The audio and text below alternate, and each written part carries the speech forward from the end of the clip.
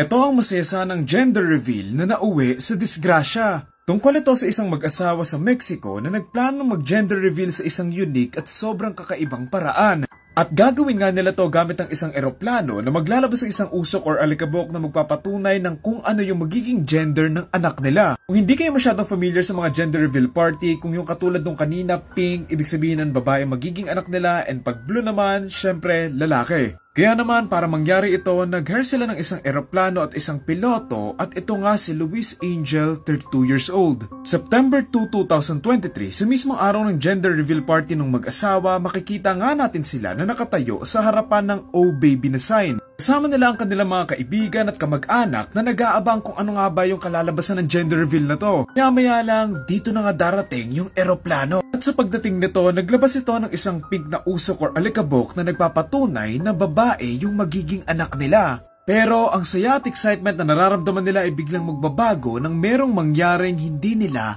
inaasahan. Sa paglabas ng pink na usok mula doon sa may eroplano, napansin ng mga bisita ang pakpak ng eroplano na bigla na lang natanggal. At sa loob lang ng ilang segundo, bumagsak yung eroplano. Marami naman sa mga bisita na nakakita ang agad nagtakbuhan para iligtas yung sakay ng eroplano. Abang may mga ilan namang hindi nakapansin at nagsiselebrate pa rin dahil hindi nga nila alam yung nangyari. Kabilang na nga dito yung mag-asawang hindi nakapansin sa nangyari kaya naman nagsiselebrate pa rin sila, magkayakap at naghahalikan. Agad namang nakatawag at nakahingi ng tulong yung ilan sa mga bisitang nakakita sa nangyari sa may eroplano. At pagdating nila sa lugar kung saan bumagsak yung eroplano, nakabaliktad na ito, sira-sira at nasa kritikal na kondisyon yung piloto. Naman silang nagtulungan para mailabas yung piloto at madala sa pinakamalapit na ospital. Pero sa kasamaang palad, sa sobrang lala ng injuries ni Angel, binawian na siya ng buhay.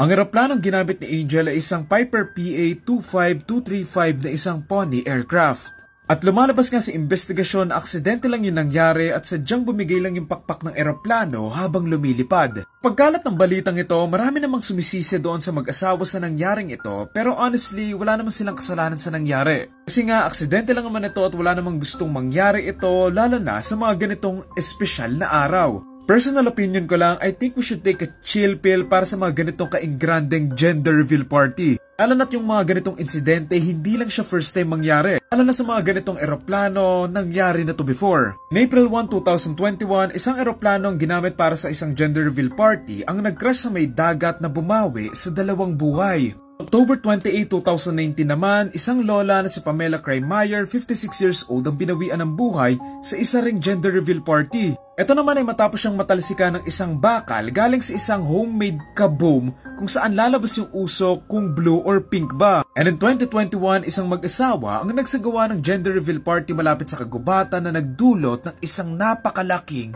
wildfire. Hindi lang mga bahay ang nasira dito kung hindi pati yung mismong kagubatan at yung mga hayop na nakatira rito.